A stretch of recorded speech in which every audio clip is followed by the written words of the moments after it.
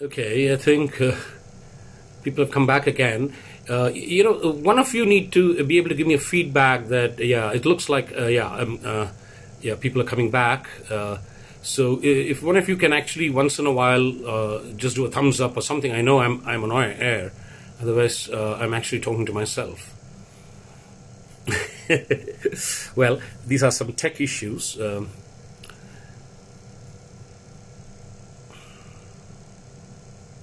I think we've got stuck again. No, I think, yeah. Yeah, thanks, Suman. So once in a while, Suman, if you can, keep giving me a thumbs up, then I know that I am audible, I'm visible, because it's pretty tough otherwise. Thank you ever so much, Shireen. Yeah, great. So I'm going to just take it on from there. Very quick summary. Spoke about the director's cosmos. Essentially wanted to, talk about the thousand things that you will be accountable for, responsible for, from directing the play, the actors, the timing, the sets, the lights, the costumes, the music, the sound, the brochure, the foyer. Everything is your accountability in community theatre, period. And that's your cosmos. You need to understand the play, the background, the socio circumstances, economic circumstances in which the play was written, who wrote the play, what are his or her other plays, etc., etc. Director's cosmos. Facets of a director: educator, inspiring, a lot of insight, a lot of integrity, a psychologist, a negotiator, and so on and so forth. Choosing a script. Choosing a script, you must resonate with the script. Buy a notebook, buy a journal, buy some colored pencils, colored pens. You will not regret it, I assure you. Just open a page, write down, why this script? You're writing to yourself. And when you write to yourself, it becomes clearer. And you will fill the gaps. So when you meet the artists later, the team later, your confidence in explaining all of these would be amazing. So my humble suggestion is make notes. And am I okay? I think I've got stuck again.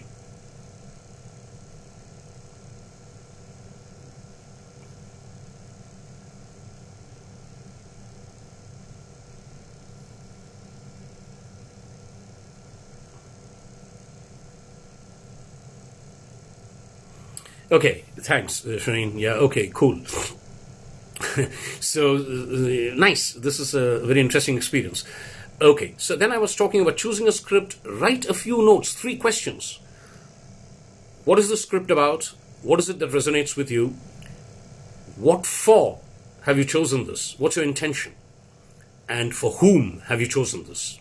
Okay, thank you very much.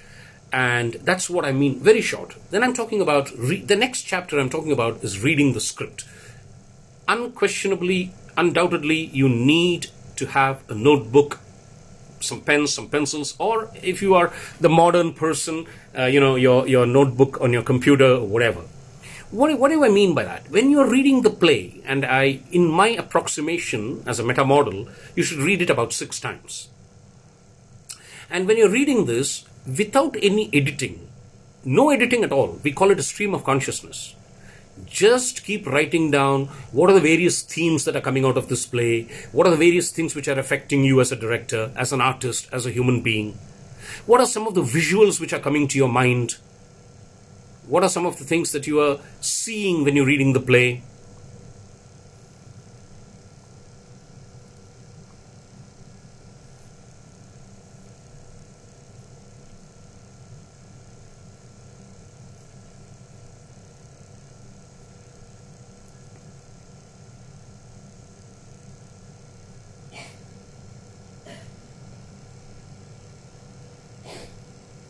I think we got stuck again. Yeah, okay, cool. So do I continue? Okay, cool. So as I said, yeah, thank you. So as I said, what are the various themes that are coming to your mind? You must be able to write this down. You will need all of this when you form the team as a director. What are the themes? There could be many, many themes. Don't prioritize any of them. Just keep noting down. What are some of the visual images that are coming down to you? What are the various things which are coming to you about that author, about that time? And then when you finish doing this, you do this after reading the play 6 to 7 times. You take some time off and you go back to these notes. And then you ask a simple question. The question that you ask is, what is it that is holding this play together? Technically, we call it, what is the spine of this play? And you write it in crisp, few sentences, because this is going to be your barometer. Throughout the journey of the next 3 months, you're going to come back to this. Whatever I am doing, is this connected to the spine of the play? Whatever I'm asking my actors to do, is it connected to the spine of the play? Whatever sets I'm designing, is it connected to the spine of the play? Etc., etc. So you are arriving at what is called the spine of the play. But you arrive at it through a process.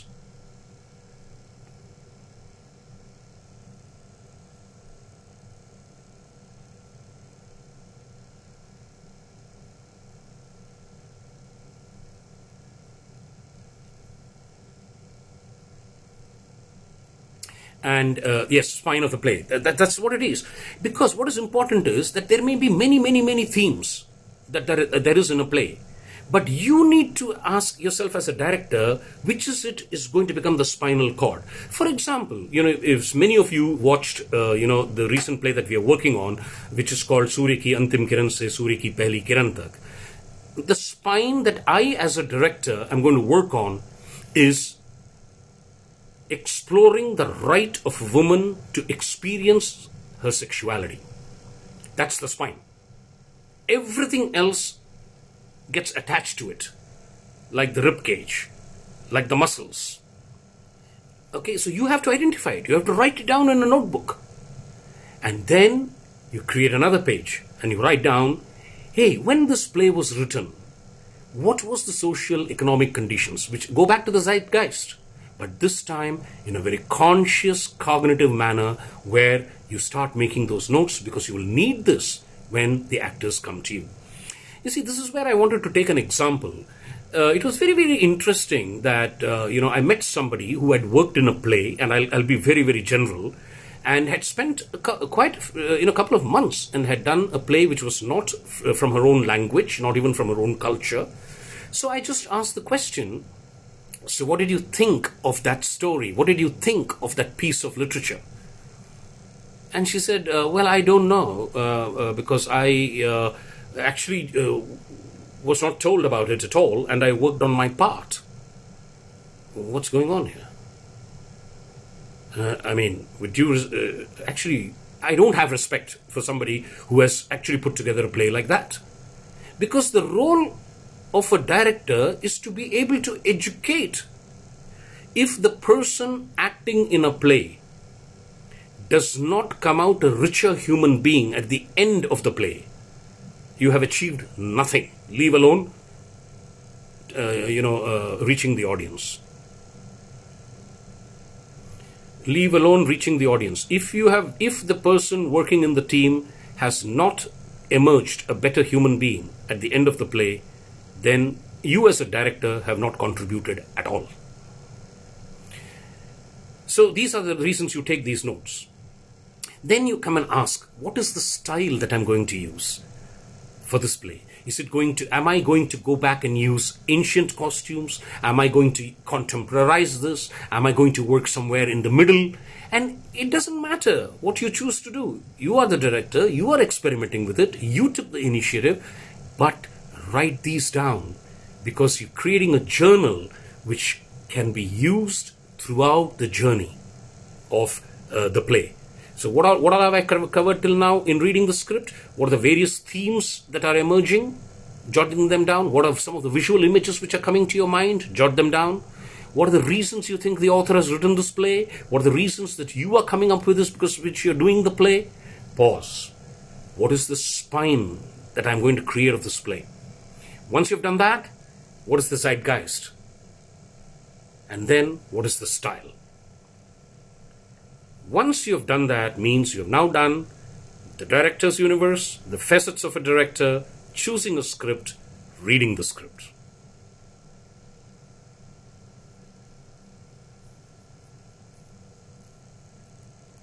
Then you now go to spending some time on what is going to be the setting for this play. What is going to be the environment? What is going to be the mood? What is going to be the atmosphere? All this you'll have to start writing down, because those are the notes you will give the set designer. And if you're the set designer, these notes will help you later. I'm glossing over that subject, and I'm going now to auditions and team building. Now, auditions, in a community theater, there are many ways in which you can do it. A lot of times people ask me saying that, how come you have already identified or shortlisted a couple of people? The reason is because I watch every play, that happens here. To me, that's an audition in itself. Because you're anyway going to come to me and in audition do one of those scenes in a very artificial environment. So in community theater, it's perfectly all right to keep on watching plays, shortlisting people, and working in your mind as to who's going to fit where. Now, one of the things in community theater which most directors fail to do is to parallelly create the off-stage team. Who is going to take care of the makeup? Who's going to take care of the music? Who's going to help you with lights? Who's going to help you with procurement? The setting up the stage, the carpenter, the coordination. All of this is very important. Now you might say that's the producers. No, it's not. You work closely with the producer and you maintain a handle in all of this. So that's about audition and team building. A few, pointers about when you see, one of the most important things that you should be able to tell once you form the team is make some ground rules. When I talk about ground rules, forget all the administrative rules. There is one thing which I have seen happens a lot in Dubai. As I said, I will take examples. No offense is meant, it's a learning process. I have seen people who are friends, family, husband, wife, boyfriend, girlfriend, other actors, other directors. They start giving advice to the actors directly because they believe they are somehow going to add value. No. You need to create a ground rule. Every idea is welcome. We are very humble as directors. But those ideas needs to be channelized to the director. Have I got stuck again, or do I continue?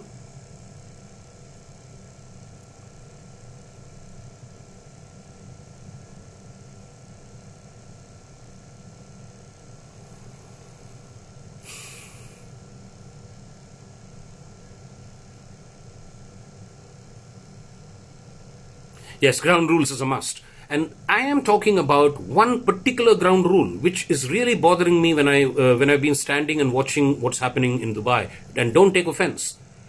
Everybody, family, friends, other actors, other directors, start talking directly to my actors.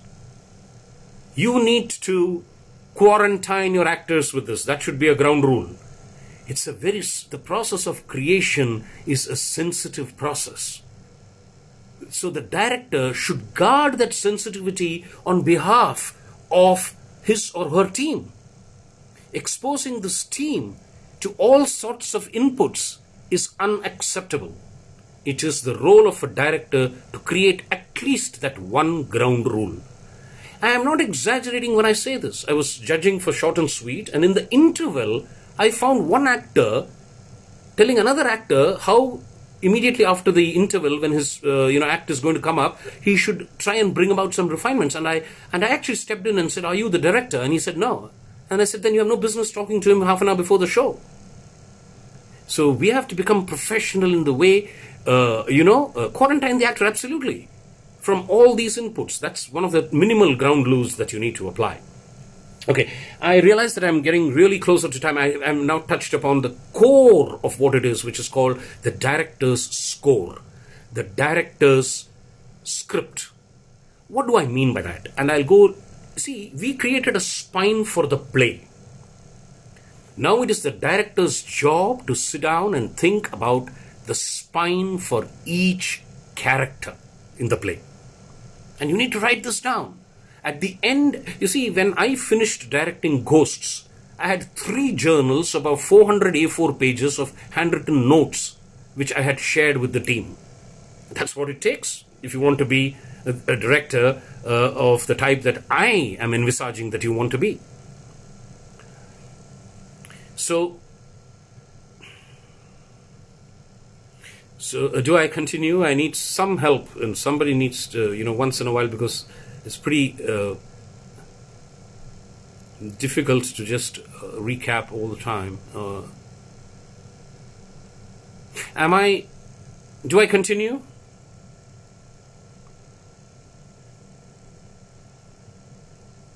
Okay. Now let me get straight into the director's script. The director's script. What do? You take the play, and after every page in the play, you insert a white sheet of paper. Why do you do that? And I'll come to that. What you do is, so you have a play, so on the left side is the script, on the right side is a blank page. Or, on the left side is the blank page, and right side is the script. Okay?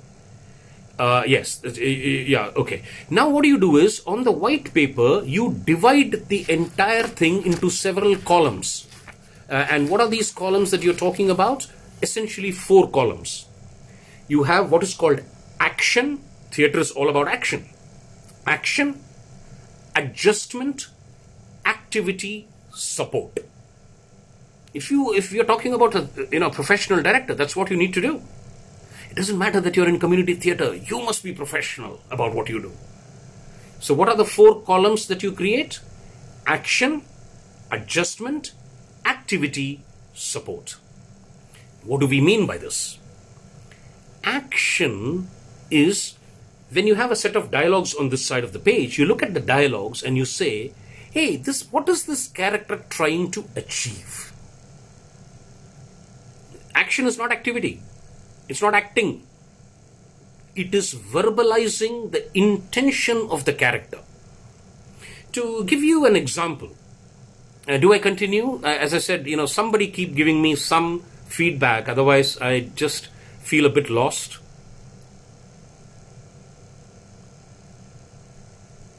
Suman, are you able to hear me?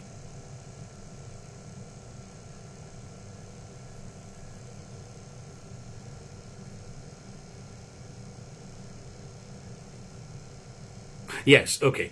So, as I said, you have a white sheet of paper for every printed script page, and you divide that into 4 parts. Action, adjustment, activity, support. What does action mean? Action means the intention of the character while speaking the dialogue. You see, let's take the opening scene of Surya ki Antim Kiran se Surya ki Pehli Kiran tak. The opening scene is where the chief maid of the queen has come out of the makeup room. What's the action? I would write something like, I want to get away from this stifling atmosphere. That's the action. Next comes adjustment. Adjustment is the internal adjustments that you will make. How will you make those adjustments? That you'll have to attend the actor's workshop. Because as a director, you're saying, hey, you are writing. Internally feel the claustrophobia. Internally feel the pathos of what is happening in that room. Internally feel the pain of what's happening. That's the emotional adjustment. Action is the intention of that dialogue. Adjustment is the inner emotional organic changes that you're going to make to yourself, or you want the actor to make, which you're going to advise. Activity is the surface structure. Come outside, maybe look at the clock, move towards the sofa, sit down. That's activity. But that activity is now connected to an adjustment, which is connected to an action. And therefore you have what is called a through line of acting. This is the role of the director. The director should be able to communicate to the actor through a dialectical process of dialogue. What is the action? What is the adjustment? What is the activity? And the last one, which is called support, is the use of a prop, the change of a light, probably a sound effect, probably a musical effect. So these are the 4. So you can imagine the amount of work you have before you even start your rehearsals. Because I'm not saying you share this as if it's a diktat to the artist. No. This is your work as a director. A director prepares. Now, the director has understood the script, the logic of the script, the intention of the script, the zeitgeist of the script, and the times it was written in, the author, the social economic conditions. You have understood the spine of the play. You have understood the spine of every character. You have created notes on the action, adjustment, activity, and support for each of this. Now you are ready. Now you call for rehearsals. You as a director now have earned the right to provide insight. If you are also going to be reading the play along with the actor and get simultaneously educated, then you have no right to sit on the podium on a higher perch and call yourself a director. No way. Does this mean, as I again repeat, does this mean you dictate this? No. This is the rich repertoire available. And as you start the rehearsal, you feed this in through a dialectical process. So now if you go to, I'm really glossing over quite a few things. Now if you go towards rehearsals, please, in the initial stages of the rehearsal, allow the actor to explore. Do not guide him or her at all. An actor has a right to explore.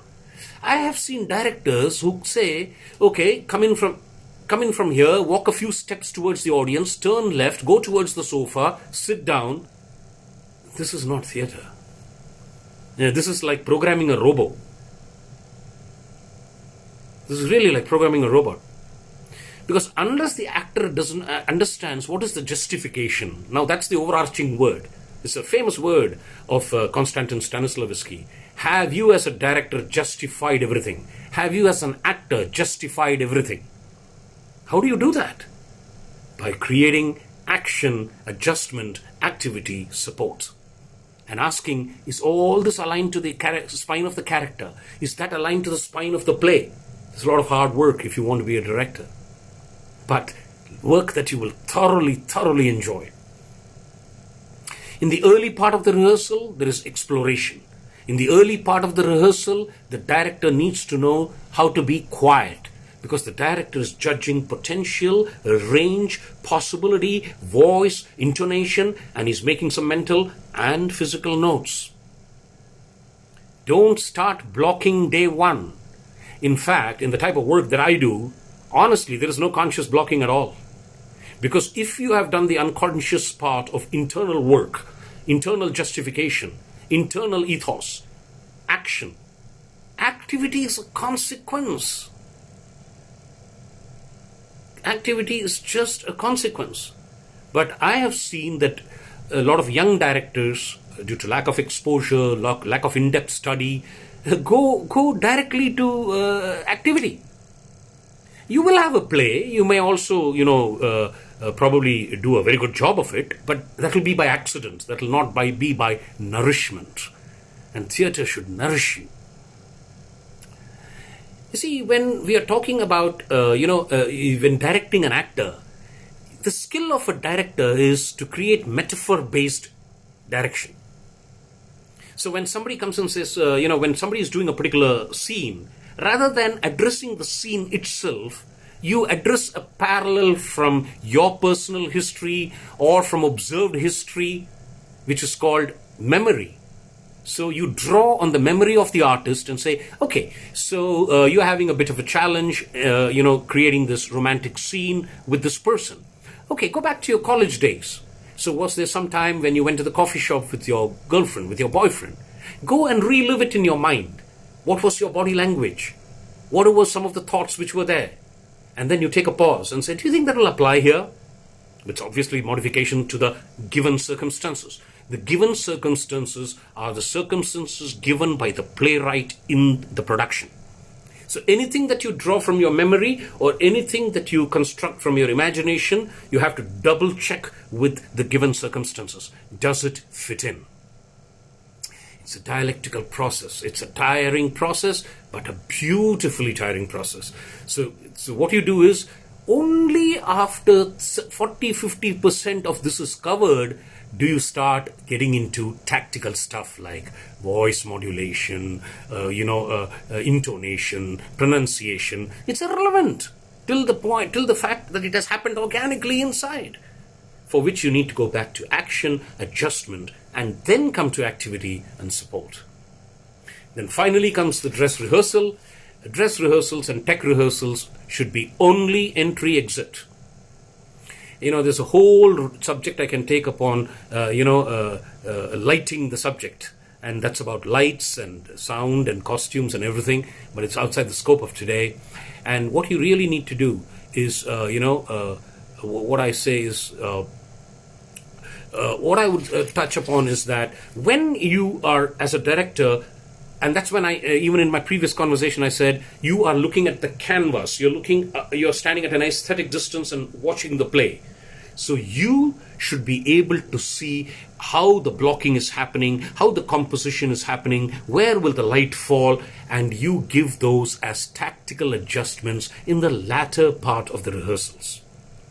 Giving extremely mechanical direction is no direction at all, unless you have touched the soul of the artist, no matter what the play. Unless you have touched the soul of the actor, you have not directed. So when I talk about audience, I'm saying, you also need to go into the auditorium and look at it from different perceptual positions. You sit in the middle of the auditorium and say, how will the scene look like? You work with the light designer to adjust the lights, to adjust the shadow, etc., etc. Then you go and sit on the right side. You see, this is where I come. I'm not being arrogant or proud, but I can say with a lot of confidence that in the 14, 15 odd productions that I've done here, when we say gates open at 7, gates open at 7. Why is it that you're still tinkering with the lights and the set and all of that? Which means you have not really done a process-oriented planning as a director. Because the last 3-4 hours are actually hours of silence, where the cognitive conscious brings together all the 2, 3, in my case 8 months of preparation through a process of synesthesia. And that is what the actor is going to bring with the support of the lights, the sound, the costume, the settings, and so on. I'm very conscious that I've run out of time, and there are many, many gaps in what I've been talking. There have been severe technical glitches. But I hope it has been of some use today. Thank you very much.